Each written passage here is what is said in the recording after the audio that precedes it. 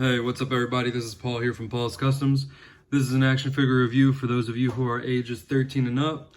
So let's go ahead and get into it. I hope you all enjoy.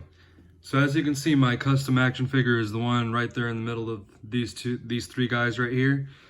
Basically, as far as inspiration goes, Hasbro came out with this Punisher Warmachine, and I liked it, but not that much because the body was just too skinny, and I thought Punisher Warmachine should have something that's bulkier, more menacing. And I also wasn't a really big fan of the weapons that he was given. Some sort of blasters right here, and like some sort of like baton, and like these little minigun thingies on his arms. Yeah, I wasn't really happy with all that. I mean, it's Frank Castle, you gotta deck him out, right? So let's put him back out there. And then I saw Hasbro also came out with this Warmachine, and I was like, man, this body's perfect, but it's lacking as far as the weapon department. So I decided to basically mash the two together and come up with this guy right here. I can go ahead and go into how I made him. So let's start off with the paint job. So all of this is painted by hand. I used Vallejo black and Vallejo white. It was like, I don't know, it's like dead white or bone white, something like that. And I used that to go ahead and do the skull on his chest and the skull on his face. And then I went over the skull with black dry brushing on both skulls, right? I saw some people doing different designs for the skulls and even giving them red eyes. I ended up going with this design because I just enjoyed it the most. So let's go ahead and I'm just gonna zoom in for you guys so you can see the paint job a little bit more. There you go. Those are the eyes right there. That's the chest skull. And I really wanted to give him that weathered look. Like he's been in a lot of battles. Like let's say Frank got this matte looking armor and decided to just paint the whole thing black, and then he went through a couple of battles, so now he's got like the silver peeking through from the metal and the paint being worn off, and all of this was covered in an acrylic based matte clear coat. Now you're probably wondering where I got all these weapons from, right? So we'll start from the top. So starting with this is a minigun I got off AliExpress. I think I spent $7 on it, and it came with this gun belt back here, which I'll get into that a little bit more later on. I custom painted this belt, by the way. Alright, so I got this gun off AliExpress. This gun came originally with the figure. If I can grab it. Sorry, I don't really record that often. So yeah, this gun came originally with the figure. Now these two massive guns on the forearms, these came with the Deathlock figure. So I went ahead and bought two of those off eBay when they were a little bit cheaper. People were reselling them. So I got them off eBay. And as far as the guns right here on the bottom of his forearms, these originally came with the figure. And I was like, you know what? I like where they are already, and I like the design, so I'm gonna go ahead and keep these guns. And then I added these blast effects, and they fit perfectly. You can get these off of any Marvel Iron Man. Any Marvel Legends Iron Man has these blast effects. I was able to get them off a friend because I only have one Iron Man, and it came with blue effects. Now moving on to a little bit more into the paint job. I actually painted these red accents. And these blasters right here, these rocket blasters, actually also came off the Deathlock gun. I'm not really familiar, I can't really remember where exactly I cut them off of. Maybe the underside, but the Deathlock came with those little rockets, and I decided, you know, those will look cool on the side of his legs. So I went ahead and I cut those right off. And I ended up using Sculpt and also super glue to put them right on the side of the legs. And then I painted those red accents. And these bandoliers right here, these strips of ammo, I went ahead and I inserted them where they originally came with the Deathlock figure. These come with the Deathlock as well. And then I went to these vents and I sculpted this little entry point right here, and I sculpted this entry point right here, and I basically super glued those directly inside. And he's still very poseable. He's got these flexible shoulder pads, so he can move up, he can move to the side, he can move his elbow, and these things will not pop off. So it is doing a great job holding up.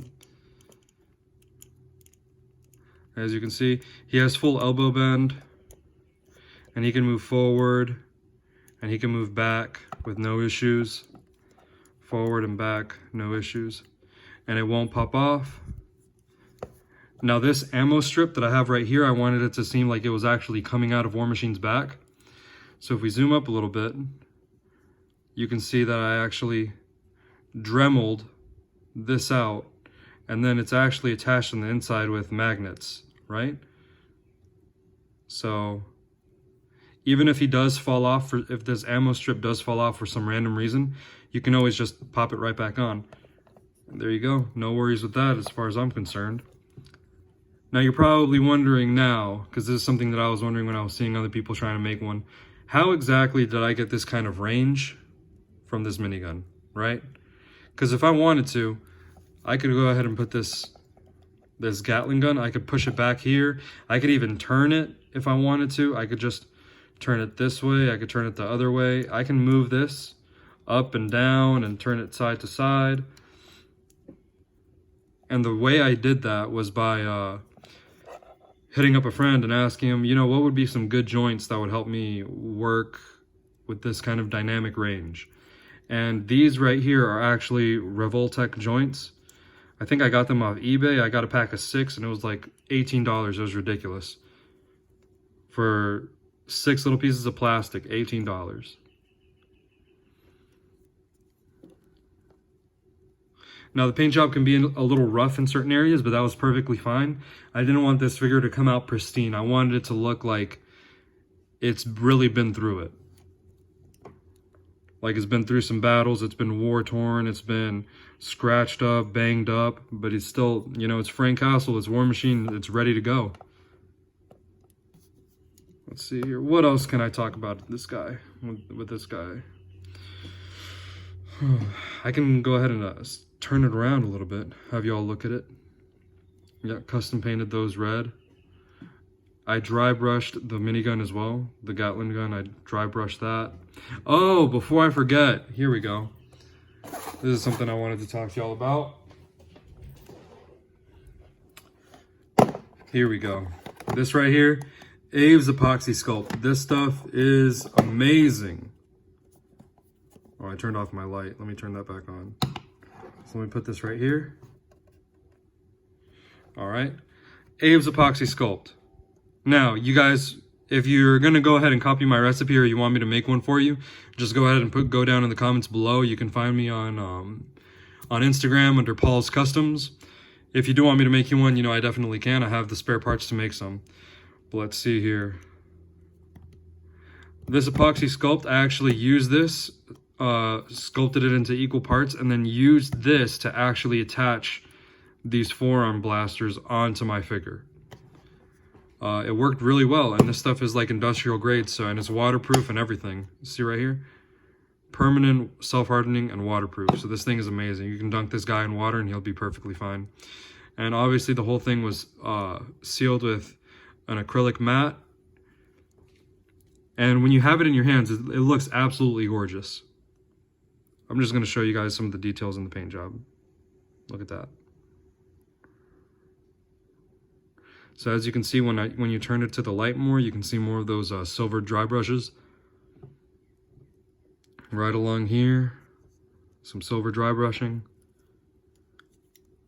Same on the miniguns. Some burn marks right there, I added those too.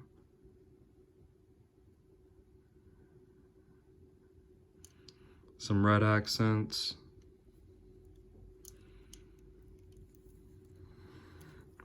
Overall, it was just a blast working on this guy. I love how he came out. I don't know what's wrong with me. I love how he came out. The mask was definitely one of the hardest parts to work on, but overall, I really enjoyed it. And let's just do one more comparison. Height-wise, there we go. Let's balance this guy out. Let's put his blasters in a cool position. There we go. Oh, let's actually get the guns pointing up so it'll look a little bit cooler. There we go. That's better. So here we are. There's these were the ones dropped from Hasbro, and this was the one that I made right here in the middle, and he's already actually sold, so he's going to be going out for shipping today. If you guys want me to make you one similar to this, just go ahead and holler at me. Be willing to give you all a good price, and if you already have these parts and you just send it to me, I can give you an even better price. It's been fun, and remember to like, subscribe, turn on those remember to like, subscribe, turn on those notifications, and follow me on Instagram. And I believe my Facebook is Paul's Custom Action Figures. I'm pretty sure. If not, I'll put it down in the description below. I'm mostly focusing on my Instagram right now. So yeah, guys, it was awesome. I hope you have a great day, and stay safe out there.